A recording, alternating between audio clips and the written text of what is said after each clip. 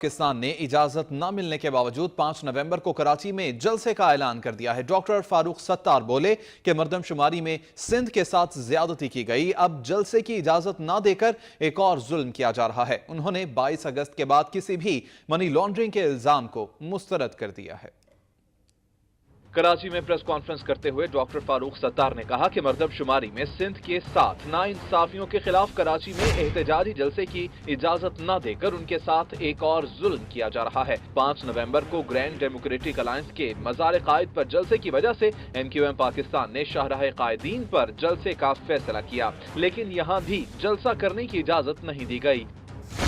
قانونی تقاضے پورے کرنے کے باوجود اجازت نہ ملنے پر بہر صورت جلسہ کیا جائے گا کہ ہم ہر حال میں 5 نومبر بروز اتوار دوپہر یہ جلسہ کریں، اور یہ ہمارا رائٹ ہے۔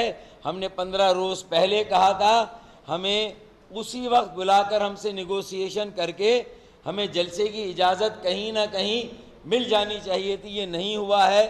ہم یہ سمجھتے ہیں کہ ہمارے ساتھ ایک اور زیادتی ہو رہی ہے۔ ڈاکٹر فاروق ستار نے کہا کہ 22 اگست سے پہلے کوئی منی لانڈرنگ ہوئی ہے تو انہیں اس بات کا پتہ نہیں ہے، لیکن 23 اگست کے بعد ایک پیسہ بھی لندن یا دبئی نہیں گیا، اور وہ اس بات کی ضمانت دیتے ہیں۔